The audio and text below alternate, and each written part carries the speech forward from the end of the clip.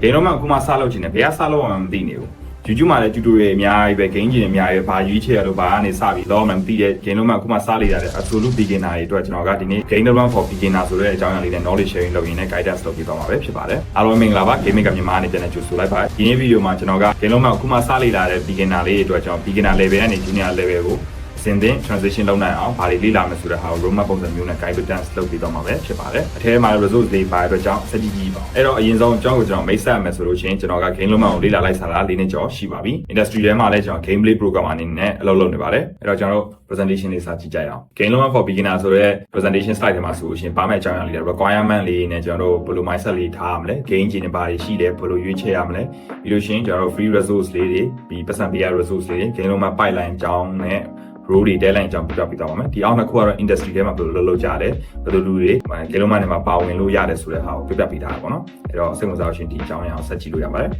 ကဲအဲ့တော့ပထမဆုံးအနေနဲ့ကျွန်တော်တို့ကဘာတွေလိုအပ်လဲပေါ့ဂိမ်းလုံးမကိုလေ့လာမယ်ဆိုလို့ရှင်အဲ့တော့အဓိက passion ပါ game development က software development မတူပါဘူးကျွန်တော် game တွေပေါ့အရင် passionate ဖြစ်နေဖို့လိုအပ်ပါတယ်ကျွန်တော် game တွေ develop လုပ်ရင်းနဲ့အကြလာရှင်က passion သိမရှိဘူးဆိုလို့ရှင်ကဘာလို့တိုက်ယူလုပ်နေရဆိုတဲ့ fee ဝင်တက်တယ်ပေါ့နော်အဲ့တော့ game တွေပေါ့ passionate ဖြစ်မှသာကျွန်တော်လေ့လာစေချင်ပါတယ်နောက်တစ်ခုအချိန်ပါအချိန်ဆိုတာကတော့ကျွန်တော်တို့ဂိမ်းလုံးမှတော်တော်လေးလေ့လာရတယ်ပြီးလို့ရှိရင်အချိန်လည်းအများကြီးရင်းနှီးမြှုပ်နှံအောင်ပေါ့နော်အဲ့တော့ကိုကနောက်ခံ background အဆင်ပြေရဆိုလို့ရှိရင်တော့ recommend ပေးပါတယ်အပေါ်အချက်နှစ်ခုရလုံးဝအဆင်ပြေနေဆိုလို့ရှိရင်တော့လေ့လာဖို့တိတ်ပြီး recommend ပေးခြင်းပေါ့နော်အဲ့တော့နောက်တစ်ခုကဘာလဲဆိုလို့ရှိရင်ကျွန်တော် problem solving ဆိုတဲ့ skill set ပါကျွန်တော်ဂိမ်းလုံးမှာ complex ဖြစ်တဲ့ test တွေအများကြီးပါပါတယ်အဲ့တော့ဒီမျိုးရှုပ်ထွေးတဲ့ test တွေကိုသေချာဘယ်လိုဖြေရှင်းရမလဲဆိုတဲ့ problem solving mindset လေးရရှိနေဖို့အရေးကြီးဆုံးပါပဲနောက်တစ်ခုကစာဖတ်တာပါကျွန်တော်ဂိမ်းလုံးမှာလည်းစာ special ဖတ်ပါတယ် documentation ထက်ကဖတ်ရတယ်ပြီးလို့ရှိရင်အသေးလေးလာရတယ်အဲ့အတွက်ကြောင့်စာဖတ်တဲ့အကျင့်လေးကိုအခုတည်းကတွင်းထားစေချင်တယ်ပေါ့နော်နောက်တစ်ခုကတော့ R&D ပါကျွန်တော်တို့ဒီ game တွေကိုလုပ်မယ်ဆိုဘယ်လို research တွေလုပ်ရမလဲပြီးလို့ရှိရင် prototype တွေနဲ့ဘယ်လို improve လုပ်ရမလဲပေါ့နော်အဲ့တော့ဒီမျိုး research and development skill တွေရှိထားဖို့လိုအပ်ပါတယ်ဟုတ်ပြီအဲ့တော့ကျွန်တော်နောက်တစ်ခုဆက်ကြည့်ကြမယ်နောက်တစ်ခုကတော့ဘာလဲဆိုလို့ရှိရင်တော့ကျွန်တော် game engine ပါ game engine ဆိုတော့ကျွန်တော်ဒီမှာကြည့်မယ်ဆိုလို့ရှိရင် Unity Unreal Code Phaser Construct Default GW ဒါတွေပြင်အခြားအများကြီးရှိပါသေးတယ်နာမည်ကြီးရအားတွေအဲ့ထဲမှာကျွန်တော်အဓိက Unity Engine Unreal Code ဒီသုံးခုဒီလူသုံးများတဲ့သုံးခုကိုကျွန်တော်အဓိကပြပြပေးသွားမှာဖြစ်ပါတယ်ကျွန်တော်မှာ Code 2D ဟာလည်းရှိတယ်သူ့ထဲမှာ 3D လည်းရတယ် Phaser ဆိုလို့ရှိရင်ကျွန်တော်တို့ဒီ web game တွေပေါ့နော်ဒီ website မှာဆော်တဲ့ web game တွေကို JavaScript နဲ့ရေးရတာနောက်ပြီးလို့ရှိရင် Construct Default GW ဆိုတဲ့ engine ရှိမှာပေါ့နော်နောက်ထပ်အများကြီးရှိအောင်မယ်ဒီကောင်တွေကတော့ကျွန်တော်သိသလားတော့ကျွန်တော် game designer တွေချက်ချင်းသူတို့ရဲ့ design implementation တွေအဆင်ပြေတာချက်ချင်းမျက်လုံးနဲ့မြင်အောင်ပေါ့နော်ဆော်လို့ရတာဆိုတော့ကြည့်ဖို့လောက်တာတွေ့ရတာပေါ့နော်အဲ့တော့ကျွန်တော်ဒီနေ့ဗီဒီယိုမှာတော့ဒီ Unity Unreal Code ကိုပဲအဓိကထားပြီးတော့ပြောသွားပေးမှာပါအဲ့တော့သူတို့ဘာကွာခြားလဲဘာရွေးချယ်ရမလဲဆိုတဲ့ဟာလေးတွေပြောပြပေးပါမယ်ကဲဒီလိုမျိုး game design element တွေကိုထည့်သွင်းပြီးတော့ကိုယ်ပိုင် game တွေကိုဖန်တီးတတ်ချင်တယ်ဆိုလို့ရှိရင်ကျွန်တော် game maker မြန်မာဖွင့်လှစ်ထားတဲ့ကို game ကိုဖန်တီးမှုဆိုတဲ့အတန်းရှိနေပါဘူးကျွန်တော်အတန်းမှာ Unity Game Development C# Programming ကိုအသေးစိတ် active learning ဖြစ်တဲ့ဒီ assignment တွေ group activity နဲ့သင်ကြားသွားပေးမယ်ပြင်ဒီမျိုး game သုံးခုကို3လအတွင်းဖန်တီးရင်းနဲ့ Unity Engine နဲ့ပါဝင်တဲ့ feature တွေ C# Programming logic တွေကိုကြီးညက်အောင်သင်ကြားပေးသွားမှာပဲဖြစ်ပါတယ်အတန်းကြီးက2သိန်းခွဲကျတဲ့မှာဖြစ်ပြီးတော့အတန်းပြီးသွားတဲ့အခါမှာလည်း certification ရမယ်ပြင် junior game developer တယောက်အနေနဲ့ industry ထဲမှာဘာတွေဆက်လေ့လာရမလဲဘာတွေဆက်ပြီးတော့လုပ်ရမလဲဆိုတဲ့ roadmap တွေကိုလည်းချပြပြီးသွားမှာပါကျွန်တော်တက်ရောက်ခဲ့တဲ့ကျောင်းသားတွေဖန်တီးရတဲ့ game တွေမျိုးကိုယ်ပိုင် lane တွေဖန်တီးတတ်ချင်တယ်ဆိုလို့ရှိရင်တော့လာမယ့် June 18 ရက်နေ့မှာဖွင့်မဲ့အတန်းအတွက်ကျွန်တော် game maker မြန်မာ page မှာလာရောက်စာရင်းသွင်းတာလို့ရပါတယ်အဲ့တော့ကျွန်တော် Unity Engine ကြည့်မယ်ဆိုရင်သူက 2D လည်းအဆင်ပြေတယ် 3D လည်းမဆိုးဘူး mobile ရတယ် AR VR လည်းကျွန်တော်လုပ်လို့ရတယ်ပြီးလို့ရှိရင်သူ့အဓိကကျွန်တော်တို့ behavior logic တွေရေးတာတော့ C# programming နဲ့ရေးတယ်ပေါ့နော်သူ့ရဲ့ graphic ကတော့ဟိုလိုမျိုး photorealism ဆိုရင် HDRP နဲ့တွားလို့ရတယ်ကျွန်တော်များသောအားဖြင့်ဒီ URP ပေါ့နော် Universal Render Pipeline သုံးရတယ်မစိုးပြောအောင် mid range လိုမျိုးကျွန်တော်တို့ Unreal လောက်ထိတော့မကြမ်းဒါပေမဲ့ကောင်းတယ်နောက်တစ်ခုကပါဆို platform နဲ့သူ့မှာအများကြီးရတယ် Windows macOS mobile Android web game ပေါ့နော် platform တွေအများကြီးရတယ်သူရဲ့ difficulty ကလည်း beginner တော်တော်များများအတွက် easy to medium ပေါ့နော်လွယ်တယ်ပြီးလို့ရှိရင်အလေလက်လောက်ရှိတယ်ပေါ့နော်မစိုးဘူးကျွန်တော်တို့ beginner တွေစလေ့လာလို့ကောင်းတဲ့ engine ထဲမှာလည်းပါတယ်သူရဲ့ community ကလည်းတော်တော်ကြီးရဲ့အဲ့ဒီအတွက်ကြောင့်ကျွန်တော်တို့ဒီ access တွေဒီ system tools တွေတိတ်ပြီးစိတ်ပူစရာမလိုသလိုကိုက error တွေဘာတွေကြုံတွေ့ခဲ့လို့ရှိရင်လည်း community မှာသွားမေးလို့ရပါတော့ community တွေအများကြီးပဲမြန်မာ game developer group ထဲမှာလည်း live မေးလို့ရပါတယ်နောက်တစ်ခုကတော့ Unreal Engine Unreal Engine ရဲ့ graphic ကတော့တော်တော်ကောင်းတယ်ပေါ့နော် high fidelity ဖြစ်တဲ့ photorealism တွေရတယ် triple A game တော်တော်များများ Unreal Engine နဲ့လုပ်ကြတာများတယ်ပြီးရင်သူရဲ့ဒီ behavior တွေကျွန်တော် blueprint ဆိုတဲ့ code block လေးတွေနဲ့ချိတ်ပြီးတော့ behavior တွေလောက်ရတာမျိုးလည်းရတယ်သို့မဟုတ်ကိုက C++ ကျွမ်းတယ်ဆိုလို့ရှိရင်တော့ C++ နဲ့ချလို့ရပါတော့နောက်တစ်ခုကဘာလဲဆိုလို့ရှိရင် graphic quality ပါသူကတော့ excellent လို့ပြောရမယ်ဒီ physically based rendering နေရလို့ Lumen ဆိုတဲ့ဒီ Unreal Engine ထွင်ထားတဲ့ global lighting system ရရှိရပါတော့အဲ့တော့တော်တော်ကောင်းတယ် graphic ကနောက်ခုက platform ကတော့ကျွန်တော်တို့ Windows ရမယ် macOS ရမယ် Nintendo Switch Mobile တော်တော်များများရပါတယ်သူ difficulty ကနည်းနည်းခက်တယ်ကျွန်တော် medium နဲ့ hard ပေါ့ beginner တော်တော်များများဆိုရင်ကျွန်တော်သိယူတော့ကောင်းအောင်ပေးချင်အောင်ဒါပေမဲ့ကိုက photo realism game မှာလုပ်ချင်တယ်ဆိုရင်တော့ကြုံရနောက်ပြီးလို့ရှိရင်ကျွန်တော် community size ကလည်းမစိုးဘူးကြီးတယ်သူထဲမှာလည်း learning material တွေရော access တွေရောအများကြီးရှိတယ်အဲ့တော့ကြောင့်ကိုကလေးလာခြင်းနဲ့ဆိုလဲရတယ်เนาะကို error တွေတက်ခဲ့တယ်ဆိုလဲ international forum မှာ live ရောလည်းမေးလို့ရတယ်လို့ကျွန်တော်မြန်မာကင်းတော့အခုဒီမှာလည်းမေးလို့ရပါတယ်နောက်တစ်ခုကတော့ကိုတော့ဟိုအစကတည်းကရှိတယ်ဒါပေမဲ့ဒီ2024 2025ဘိုင်းမှာတော်တော်လေးတက်လာပြီပေါ့နော်လူတွေတော်တော်များစိတ်ဝင်စားလာတယ်အဓိကကတော့ကြားထဲမှာ Unity engine က game လောက်ပါတွေဒုက္ခပေးလိုက်လို့ပေါ့နော်ကိုတော့ရွှေ့လာကြတာအဲ့အကြောင်းသိချင်တဲ့ solution တော့တရင်တော့ဖတ်ကြည့်ပါအဲ့တော့သူ့ကိုဘာမှသုံးလဲသူ့ကိုကျွန်တော် 2D game မှာတော်တော်သုံးအဆင်ပြေတယ်ဒါပေမဲ့ 3D game တွေကတော့ Unreal နဲ့ Unity လောက်တော့မကောင်းသေးဘူးပေါ့နော်အဲ့တော့သူ့ကို indie game လေးတွေလုပ်တဲ့နေရာမှာတော်တော်အဆင်ပြေတယ်ပြီးရင် prototype လုပ်တဲ့ဟာတွေမှာကောင်းတယ်သူထဲမှာ GD script ဆိုတာရှိတယ်ပြီးရင် C# programming နဲ့ရေးလို့ရတယ် GD script ကတော့ကျွန်တော်တို့ Lua programming နဲ့ Python programming နှစ်ခုပေါင်းတဲ့ပုံစံမျိုးပေါ့ဒီ Godot script ပေါ့သူကလွယ်လို့ပြောတယ်အဲ့တော့ C# တက်ဖို့လွယ်လို့ကျွန်တော်ကြားမိတယ်ပေါ့နော်နောက်တစ်ခုကသူရဲ့ graphic quality သူ graphic quality ကတော့အလယ်လောက်ကြားပဲပေါ့နော် 3D ကတော့အရန်ကောင်းမှမဟုတ်သေးဘူး 2D တွေတော်တော်အဆင်ပြေတယ် Fusion platform တွေကတော့ Windows ရတယ် macOS ရတယ် Linux ရတယ် Mobile ရတယ်နောက်တစ်ခုက Godot ကသုံးရတာမစိုးဘူးလို့ပြောတယ်ပေါ့နော်ကျွန်တော်လည်းဒီ quality ကြားထဲမှာသုံးရတာလွယ်တယ်ပြီးလို့ရှိရင်lightweight လေးဖြစ်တယ်ပေါ့အဲ့တော့ကိုဒီ Godot လေးကိုကြိုက်တဲ့ဆိုရှင်သုံးမှရပါတယ်သူ community ကခုမှစပြီး growing ဖြစ်နေတော့မယ်အဲ့တော့ဒီမှာတစ်ခုသတိထားစေချင်တာကတော့ကျွန်တော် Godot နဲ့လုပ်မယ်ဆိုလို့ရှင်သူကခုမှ community ကစ growing ဖြစ်တော့ဆိုတော့ဖတ်စရာ documentation အပြည့်စုံဖြစ်မှာမဟုတ်ဘူးနည်းနည်းလေးစောင့်အောင်ပါပေါ့နော်အဲ့အလေးတစ်ခုပဲကျွန်တော်သတိထားစေချင်တာပါအဲ့တော့ဒီက beginner တွေအတွက်တော့ကျွန်တော်မှာချင်တာတော့ဘယ် engine ပဲရွေရတယ် engine view site အနေနဲ့ကို game လုံးမှာ skill ရအောင်လာတင်နောက်ပိုင်းကျရင် Unity ပြီးလို့ရှင် Unreal လာမှာပဲ Unreal တက်ထားပြီးရှင် Unity လာရင်ဒါပြမှာပဲပြီးရင် Godot သွားရင်သွားပြမှာပဲပေါ့နော် Godot သွားရင် channel လည်းသွားရင်သွားမှာပဲအဲ့တော့ဒီမှာဘယ် engine ပဲရွေရတယ်နော် Unreal engine နဲ့ photo realism game တွေလုပ်ချင်တယ်ဆိုလည်းရတယ်ဒါပေမဲ့ကျွန်တော် personally recommend ပေးရတော့ Unity သုံးဖို့ Godot နှစ်ခုတည်းအရင်သွားစေချင်တယ်ပေါ့နော်Unreal သွားချင်တယ်ရပါတယ်ဘာမှဖြစ်ပါဘူးအဲ့တော့ပထမဆုံးအနေနဲ့ကျွန်တော်ပြောချင်တာကတော့ Unity အတွက် free resource တွေပေါ့နော်အဲ့တော့ပထမဆုံးတစ်ခုကဘာလဲဆိုလို့ရှိရင် Unity Land မှာ Unity Land ဆိုတာကတော့ Unity ကိုယ်တိုင်ကနေ officially ထုတ်ထားပေးတဲ့ဒီ learning platform ပေါ့နော်ကျွန်တော် Unity Land မှာဆိုလို့ရှိရင်လေ့လာစရာတွေအများကြီးပဲသူ Unity Essential ဆိုတဲ့လုံးဝ absolute beginner တွေပါလေ့လာသင့်ရမယ်ဘယ်လို Unity engine သုံးရလဲဆိုတာအကုန်ပြပြပေးပြီးရင်ပတ်ဝေးတွေရှိတယ်နောက်တစ်ခုကသူ့ထဲမှာ course တွေအများကြီးရှိပါသေးတယ်နော်အဲ့ဒီထဲမှာကျွန်တော် multiplayer တွေလည်းလေ့လာလို့ရတယ် Unity install နည်းလည်းပြပြထားပေးတယ်เนาะအဲ့တော့ဒီမှာဆိုလို့ရှိရင် course တွေပေါ့ကျွန်တော် C# scripting ကို Unity ထဲမှာဘယ်လိုလုပ်လဲပေါ့เนาะ interaction တွေအတွက် web game နဲ့ mobile game တွေဘယ်လိုလုပ်လဲလို့ HDR render pipeline ဘယ်လိုကင်တွယ်ရလဲ Unity 2K နဲ့ UI တွေဘယ်လိုလုပ်ရလဲပေါင်းစုံပြပြထားပေးတယ်နောက်တစ်ခုကဘာကောင်းလဲဆိုသူ့မှာပတ်ဝေးပါတယ်ပတ်ဝေးပါတော့ကိုကဘာဖြစ်လဲဆိုလို့ရှိရင် Unity Essential ကိုလေ့လာပြီးဆိုပါစို့ပြီးလို့ရှိရင် Junior Program သွားတင်တယ်ပေါ့နော်ဟိုက game developer ဆက်လုပ်ချင်တယ်ဆိုရင် Junior Program roadmap သွားပြီး VR development ဆက်သွားလို့ရတယ်သို့မဟုတ် AR mobile ပေါ့နော်ဒီမျိုး mobile မှာ filter လုပ်တဲ့ဟာတွေရော creative core ဖြစ်တဲ့ game ထဲမှာ visually pleasing ဖြစ်တာတွေ game feel တွေကောင်းအောင်လုပ်တဲ့ဟာတွေဆက်လေ့လာလို့ရတယ်အဲ့မျိုး roadmap လေးနဲ့တေးချာချာလေးချပေးအတွက်ကြောင့် beginner တွေအတွက်တော်တော်မိုက်တဲ့ platform တစ်ခုလို့ပြောရမယ်ပေါ့နော်အဲ့တော့ Unity Land ရှိပါတယ်နောက်တစ်ခုတော့ဘာလဲဆိုရင် Code Monkey ဆိုတဲ့ YouTube channel ပါသူ့ထဲမှာတော့တော်တော်ပြည့်စုံတယ်နော်ကျွန်တော်တို့ Unity လေ့လာမယ်ဆိုရင် Unity beginner intermediate level ထိတင်လို့ရတယ် multiplayer ရင်းနှီးတွေရော C# programming basic တွေရော intermediate တွေရောပြီးရှင်ဒီ component တစ်ခုချင်းစီနဲ့ game တွေအမျိုးအစားအများကြီးပြတာပါเนาะအဲ့တော့ Code Monkey မှာလည်းတော်တော်ပြည့်စုံတယ်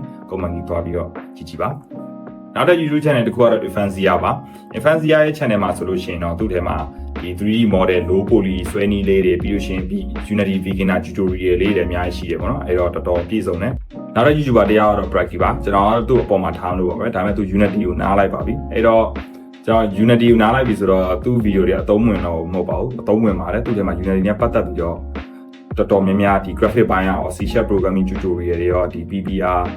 National Agent အများကြီးလေ့လာလို့ရတယ်ပေါ့နော်အဲ့တော့ Unity နဲ့ပတ်သက်ပြီးတော့လည်း tutorial အများကြီးရှိပါတယ်သူ့ထဲမှာသွားပြီးလေ့လာလို့ရတယ်နောက်ဆုံးအနေနဲ့ကတော့ကျွန်တော်တို့ဒီ Unity အတွက်ပြောပြပေးဆိုရှင် Unity မှာသုံးရတဲ့ C# programming ကိုဘယ်လိုလေ့လာမလဲပေါ့နော်အဲ့တော့ကျွန်တော် Solo Land ဆိုတဲ့ website ရှိတယ်အဲ့ဒီ website မှာလည်း C# programming ကိုတော့ introduction အစပြီးတော့ advanced လေ့လာလို့ရတယ် Microsoft Land C# ဆိုတဲ့ website လေးရှိပါတယ် Microsoft Land ဆိုတဲ့ C# website မှာဆိုလို့ရှိရင်လည်းဒီ C#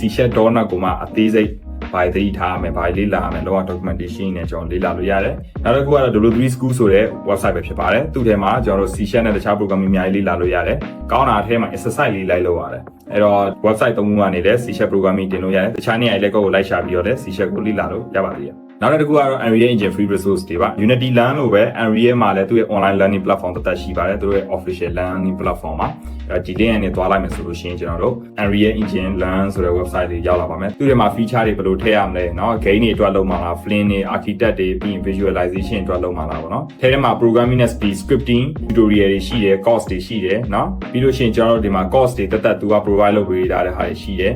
learning pad တွေဘယ်လိုကနေဘယ်လိုစပြီးလေ့လာမလဲဆိုတော့ learning pad တွေရှိတယ်ပြီးရင် tutorial တွေလည်းရှိတယ်ပြီးရင်တို့ရဲ့ဒီ community ရဲ့ developer တွေရဲ့ live stream နဲ့ရှိတယ်တို့တွေဘယ်လိုလုပ်နေကြလဲ complex ဖြစ်တဲ့ architecture ဘယ်လိုဆွဲလဲဆိုတဲ့ဟာတွေအများကြီးလေ့လာလို့ရပါတယ်တော်တော် resource ဖြစ်ပါတယ်ဒီ website ကဒုတိယတစ်ခုကတော့ကျွန်တော် Unreal Engine လေ့လာခြင်းလာအောင်လုပ်တဲ့ Bad Decision Studio ဆိုတဲ့ YouTube channel ပဲဖြစ်ပါတယ်သူရဲ့ YouTube channel မှာဆိုရှင် Unreal Engine ကိုဘယ်လိုလေ့လာရမလဲပေါ့နော် Unreal Engine Ultimate Course တွေရှိတယ်ပြီးလို့ရှင် Unreal Engine Beginner Tutorial ပေါ့နော်ကျွန်တော်တို့ beginner တွေအတွက်ဘယ်လို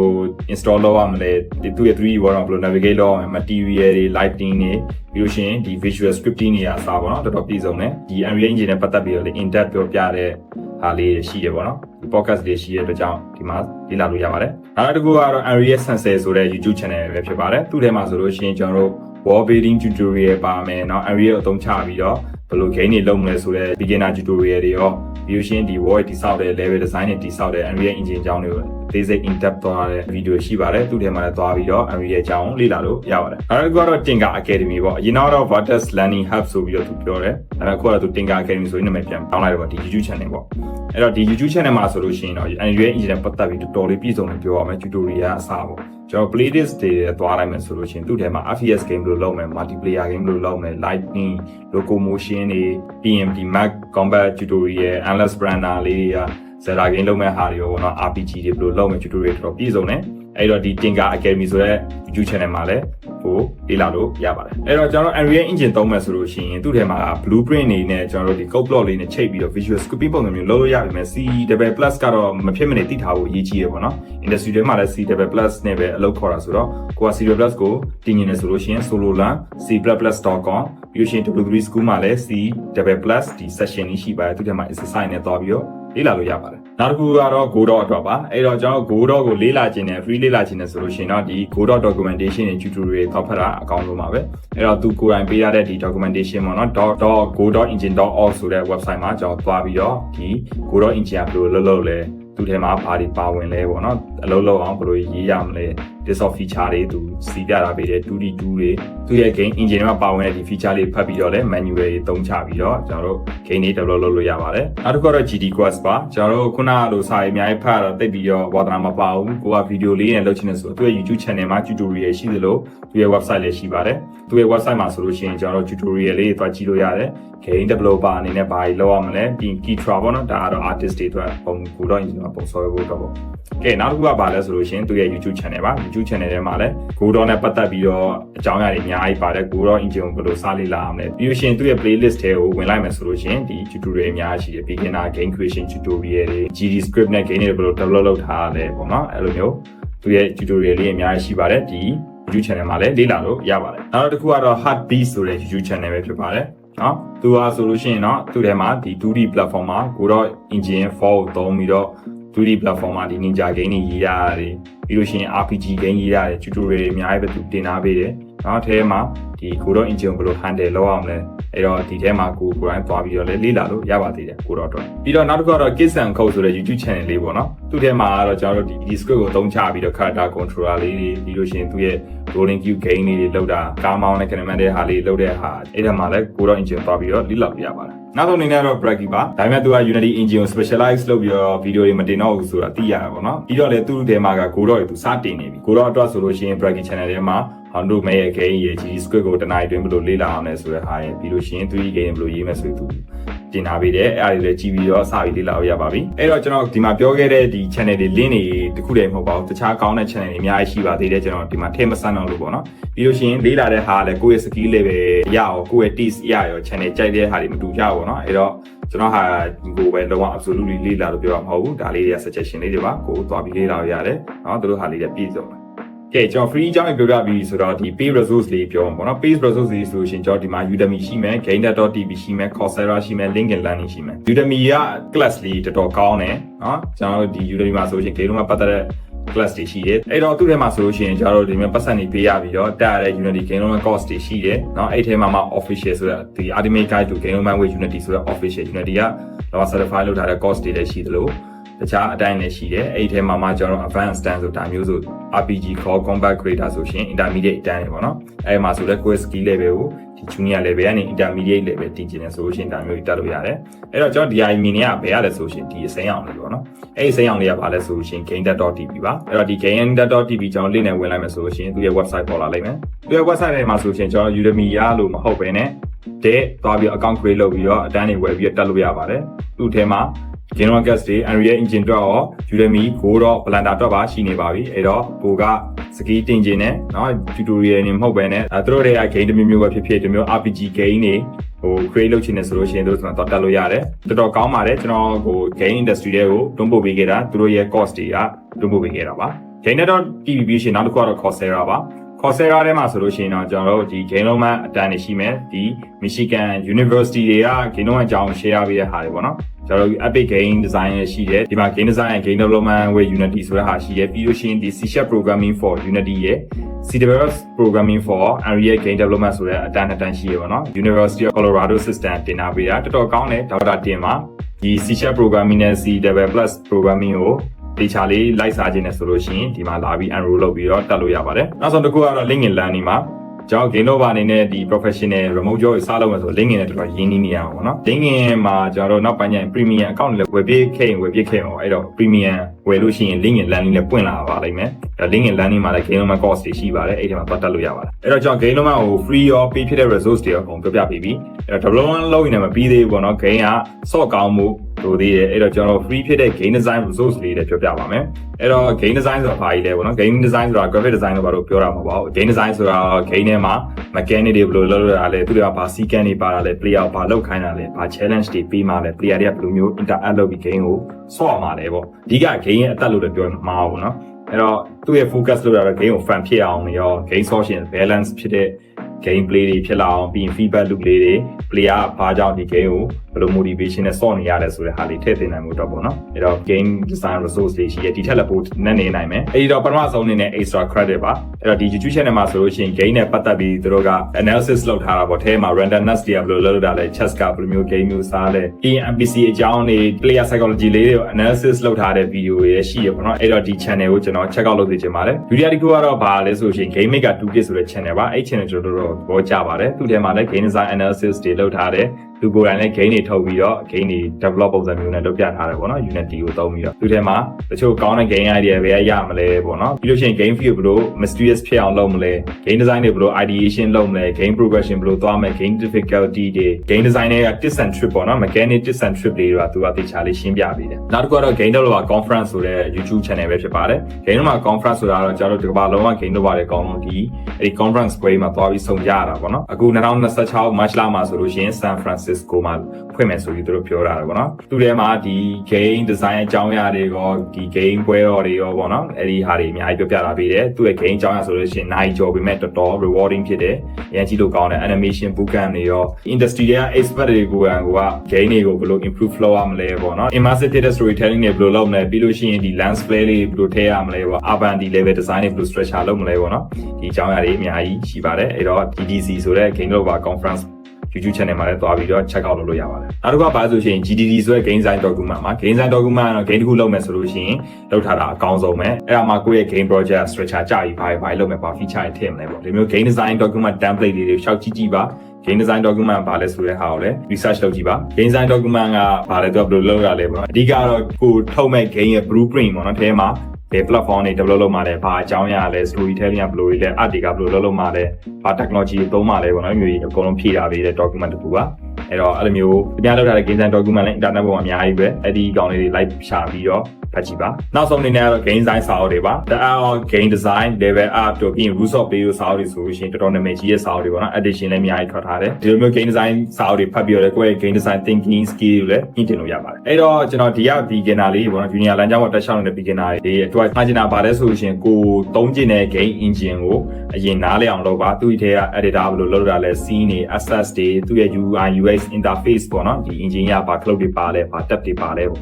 engine ကိုကြီးညံ့အောင်လုပ်ပါပြီးတော့မှကျွန်တော် fundamental programming ပေါ့နော် C ကိုက Unity ရွေးတာဆိုရှင် C# ပေါ့သို့မဟုတ်ကိုတော့ရွေးတာဆိုရှင် GD script ပေါ့အဲ့ဒီ engine ရွေးတာဆိုရှင်သူ့ရဲ့ blueprint နဲ့ဒီ C++ programming fundamental တွေကိုကြီးညံ့အောင်လုပ်ပါနောက်တစ်ခုမှကျင်တာကတော့ game ကြီးတွေမသွားပါနဲ့เนาะ simple မှာကြားပန်းဆိုရင်တော့ပါနဲ့ကျွန်တော်လည်းလုပ်ခဲ့ပြီးဒီ Java ကို free ပါတယ်ဘာဖြစ်လို့ဆိုတော့ skill set လည်းမရှိသလိုဘာ experience မရှိဘဲနဲ့ follow လုပ်မယ်ဆိုရှင်ပေးသွားနိုင်တယ်ချင်တာထပ်ပို့ပြီး complex ဖြစ်တယ်ပေါ့နော်အဲ့လို game တွေက multiplayer ဆိုတဲ့ချက်နာတာအောင် GTA ပါလို့ game ဆိုတဲ့ချက်နာတာအောင်ပေါ့နော် small project လေးနဲ့ရင်စပါ 2D game လေးတွေ 2D game မှာ shooter လေးတွေ platform လေးတွေပေါ့နော်အဲ့အနေမှာ mechanic လေးများစလုပ်လာပြီဆိုလို့ရှိရင် 3D ဘက်ချောင်းသွား Vicinity AI basic လို့သွားပါတော့ mechanic နဲ့ feature တွေ develop များလုပ်နိုင်အောင်လုပ်ထားပါတော့အဲ့ဒါမှရလာတဲ့ခုနကဒီ mechanic တွေ feature တွေလုပ်ထားတဲ့ဒီ play demo လေးတွေ prototype လေးတွေကိုအကုန်လုံးစုပြီးတော့ portfolio လုပ်ပါအဲ့ဒါကအနာဂတ်မှာသုံးဝင်တယ်ဘယ်အနာဂတ်လဲဆိုရှင်အလုပ်လျှောက်တဲ့နေရာမှာgame တော့ portfolio ကသုံးဝင်တယ်เนาะဒီ complete game တွေဖြစ်ဖြစ်ကိုယ့်ရဲ့ဒီ 2D game 3D game လေးတွေ mechanic လေးတွေကိုတနေရာထဲမှာစုပြီးတော့ website လေးပေါ်မှာထားတာပေါ့เนาะအဲ့ဒါဆိုရှင် recruiter တွေကလည်းကိုယ်လာကြည့်မယ်ဆိုလို့ရှိရင်မြင်ရတယ်เนาะသူများတွေကြည့်လို့ရှိရင်လည်းကိုယ်ဘာ game လုပ်ရလဲဆိုတာရှင်းကြွားလို့ရတယ်အဲ့တော့ portfolio လေးလုပ်ထားပါနောက်ဆုံးမှာတော့ကိုကဒီလိုမျိုး open source တွေပြန် share ပေးမလားပြီး game တိုင်ပွဲတွေပါမလားပေါ့နော်အဲ့လိုမျိုးတွေ live ပါလို့ရတယ်ဒါ beginner to junior roadmap တွေပါဟုတ်ပြီဒီ slide ကတော့ကျွန်တော်တို့ game လုံးခုမှစလိလာတယ်ဆိုပေမဲ့ game လုံး industry ထဲမှာဘယ်လိုတွေလုပ်နေကြလဲဘယ်လို process နဲ့သွားလဲဆိုတဲ့ဟာကို general idea gist လေးရအောင်ပြောပြပေးတာပေါ့နော်အများကြီးတော့မဟုတ် generally ပဲသူတို့ရဲ့လုပ်ငန်းခွင်တွေမှာဆိုလို့ရှိရင် project management မျိုးရှိရပေါ့နော် waterfall တို့ scrum တို့ agile တို့အဲ့မျိုး project management ဒီနေ့ကြောင့် game ထုတ်လုပ်ကြအောင်အဲ့တော့များသောအားဖြင့် essence 3ဆင့်ရှိတယ်ပထမတစ်ဆင့်ကဆို pre production စတင်ထုတ်လုပ်တဲ့အဆင့်ပေါ့နော်အဲ့ဒီအဆင့်မှာကျွန်တော်တို့က concept တွေထုတ်တယ် idea research တွေလုပ်ကြပါပေါ့နော် game designer တွေအဓိကထားလုပ်တာပါသူတို့ကအဲ့မျိုး game က practical ဖြစ်တယ် development လုပ်ဖို့ရောပြီးလို့ရှိရင် success ဖြစ်ဖို့အတွက်လည်း potential ရှိတယ်ဆိုလို့ရှိရင်သူတို့အဲ့ဒါကိုစပြီးတော့ account တွေပေါ်တယ် GDD ဆိုတဲ့ game design document ပေါ့နော်ဒီ game ရဲ့ blueprint ကိုစလုပ်တယ် game ကိုဘယ်လိုလုပ်မှာလဲဘာတွေပါမှာလဲ player ဘယ်လိုဆော့မှာလဲဆိုဒီသိစိတ်ကြတဲ့ blueprint document ရေးတယ်ထဲမှာ mechanic တွေပါမယ် level design တွေပါမယ်ပေါ့နော်ဒီ art form တွေပါမယ်အဲ့ဒါအောင်မှကျွန်တော်တို့ကဒီ pre production အဆင့်နဲ့ production ထုတ်လုပ်တဲ့အဆင့်မှာ prototype လုပ်ကြည့်တယ် prototype လုပ်တာအဆင်ပြေလားပေါ့နော်ဘလုံးက play ပဲဖြစ်တဲ့ version နဲ့ရင်လုပ်ကြည့်တယ်အဆင်ပြေတယ်ဆိုတော့ production ထဲမှာစပြီးတော့ game ကို develop လုပ်ပါလေရောဒီ artist တွေ 2D artist တွေ 3D artist တွေက character design တွေဆိုရ level တွေဆိုရ animation တွေလုပ်ကျွန်တော်တို့ gameplay programmer တွေ AI programmer တွေက coding တွေလုပ်ပြီးတော့ game ကိုစပြီးတော့အလုပ်လုပ်အောင်လုပ်ပြီးလို့ရှိရင် audio integration ကျွန်တော် sound effect တွေအဲ့ဒါပြီးလို့ရှိရင် testing နဲ့ပါသေးတယ်ကို game develop လုပ်ပြီးတော့ error တွေရှိနေလားပေါ့နော် visual error ဖြစ်ဖြစ်ဒီ backend error ဖြစ်ဖြစ်အဲ့မျိုး quality assurance ဆိုတဲ့ testing play testing တွေလုပ်တယ်ပေါ့အဲ့ဒါပြီးလို့ရှိရင်ကျွန်တော်တို့ post production ပြီးပါပြီ game ကလောက polish ဖြစ်သွားပြီကောင်းပါဆိုလို့ရှိရင်ကျွန်တော်တို့က launch စလုပ်တယ် deploy လုပ်ပြီးတော့ game story မှာကြီးညာတာပေါ့နော်အဲ့မှာ marketing လုပ်ရတာလည်းမြင်ရမယ်เนาะအဲ့ဒါကျွန်တော်တို့ဒီမျိုး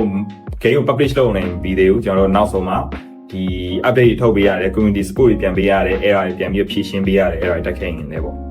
့နောက်ပိုင်းကြလို့ရှိရင်ကျွန်တော်တို့ဒီ DLC လိုမျိုး downloadable content ဒီ storyline တွေနဲ့ပြန်ပြီးတော့ထုတ်ပေးရပေါ့ဒါကတော့ game လုံးမှာ pipeline ရဲ့ gist လေးပ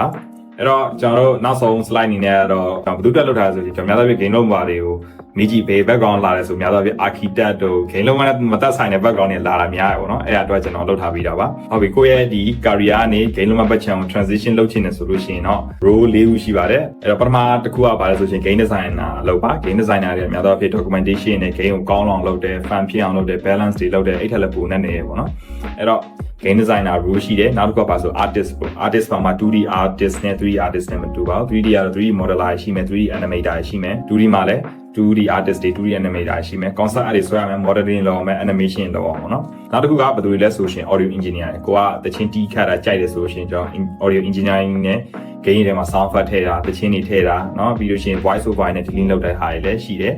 နောက်ဆုံးကတော့ကျွန်တော် game developer တွေပါကိုက software development နဲ့ transition လုပ်ကြမယ်ဆိုလို့ရှိရင်ကျွန်တော် C# C++ ဒီ scripting တွေနဲ့ game development တွေလုပ်လို့ရပါတယ်။ Okay အဲ့တော့ကျွန်တော်နောက်ဆုံးအနေနဲ့ပြောရမယ်ဆိုလို့ရှိရင် game ချင်းကိုကြိုက်တဲ့ game ချင်းကိုရွေးပါเนาะကိုအဆင်ပြေတယ်ထင်တယ်ဆိုတော့ကိုကြိုက်ရဆိုတဲ့ game ချင်းကိုရွေးပြီးလို့ရှိရင်တေးသေးလေးကစပါအကြီးကြီးကနေစမလုပ်ပါနဲ့ free ပါလိမ့်မယ်ကျွန်တော်တေချာပါပြောရတယ်။နောက်တစ်ခုကဘာလဲဆိုရှင် free resource တွေအများကြီးပဲ ဒီ asset store တွေ Unity asset store ဘာမှဆိုလို့ရှင် free resource တွေကကျွန်တော် 3D model တွေရော system တွေရော tool တွေရောအများကြီးအဲ့ဒီ resource တွေကိုအသုံးချပြီးတော့ကို game လေးတွေစပြီးတော့ပေါ့ account ထဲပေါ်လာအောင်လုပ်ပါပြီးလို့ရှိရင်ကျွန်တော်ခုနပြောခဲ့ roadmap လေးကိုသေချာလေး follow လုပ်ပေးပါဟို game ကြီးတွေလုပ်ချင်ပါညာဆိုတာနားလေတယ်ပေါ့နော်ဒါပေမဲ့ကျွန်တော်တို့အဲ့အကြီးတွေကထင်တာထက်အများကြီးခက်ခဲတယ်ပေါ့နော်လုပ်ကြည့်တော့မှသိလိမ့်မယ်အဲ့တော့ roadmap လေးတိုင်းနဲ့တက်နိုင်များ follow လုပ်ပေးပြီးလို့ရှိရင် game တွေကိုပေးလို့ကျွန်တော်တို့ ਨੇ ဒီမြန်မာ game လုံးမှာအခုမှပဲပြန် share မြန်မာ community ထဲမှာပဲ share international မှာ share ရပါတယ်ပြန် share ပြီးတော့အကုန်လုံးမျှဝေပေးပါလူများများမြင်လေဟိုကောင်းနေပေါ့အဲ့တော့ကြည့်ပြတဲ့ကျေးဇူးအများကြီးတင်ပါတယ်ဒီဗီဒီယိုကြိုက်နေတဲ့ဆိုရှင် like and share လေးလုပ်ခဲ့ပေးပါအောင်ဒီ game လုံးမဲ့ journey မှာကံကောင်းပါစေလို့ဆုတောင်းရင်းနဲ့ပဲဗီဒီယိုအဆုံးသတ်လိုက်ပါတယ်အားလုံးပဲ bye bye ပါ